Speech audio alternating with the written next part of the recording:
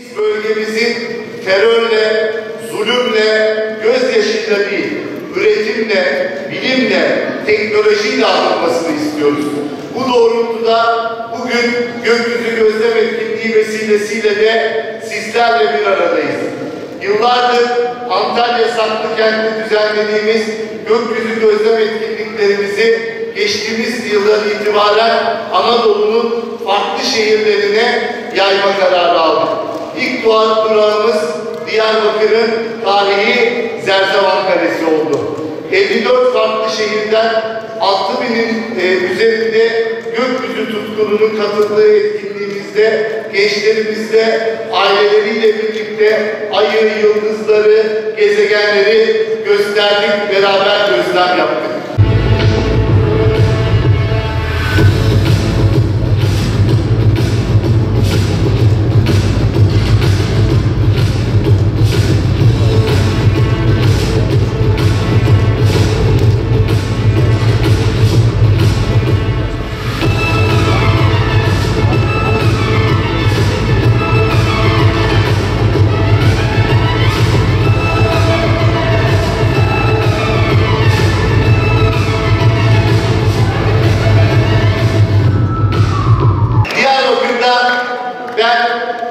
Kurmuştum.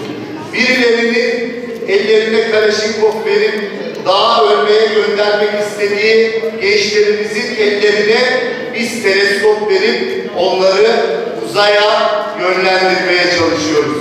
Bu manada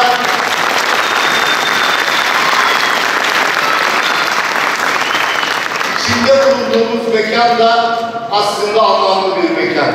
Bugün içinde bulunduğumuz Fidanlık Parkı, terör örgütü ve onun siyasi uzantısı, siyasi partinin bir dönem gençleri dağa kaçırmak için eğitim merkezi olarak kullandığı bir alan.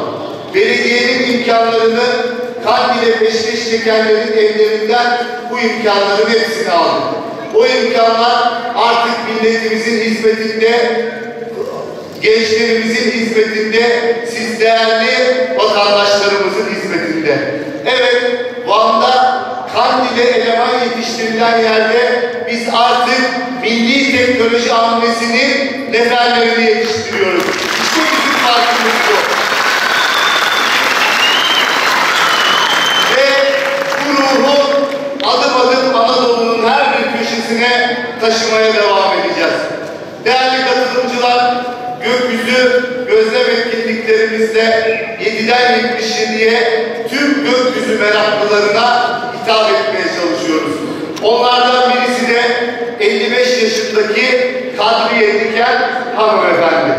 Bunlar büyük anneler 7'den 75 bin kişi Gökyüzü Gözlem Şenliği'ne katıldı. Onlardan biri de 55 yaşındaki Kadriye Diken'di.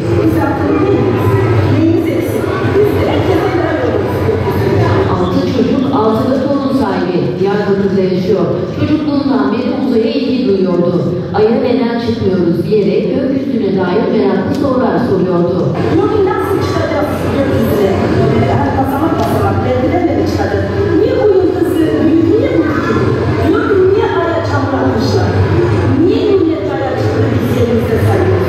Çınar ilçesinde 3000 yıllık Zerzevan Kalesi'nde 9-12 Haziran tarihleri arasında Zerzevan Gökyüzü Gözlem Etkinliği düzenlendi.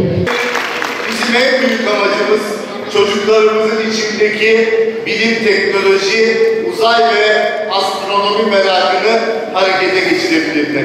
İnanıyoruz ki bugün burada bu deneyimi yaşayan yıldızlara, aya, gezegenlere bakan çocuklarımız yarının en önemli bilim insanları olacaklar.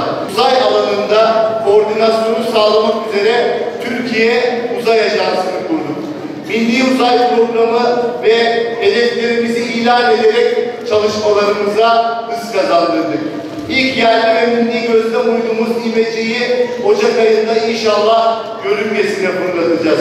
Ay'a göndereceğimiz insansız uzay aracında kullanmayı planladığımız hibrit teknolojili roket sisteminin testlerini başarıyla tamamladık.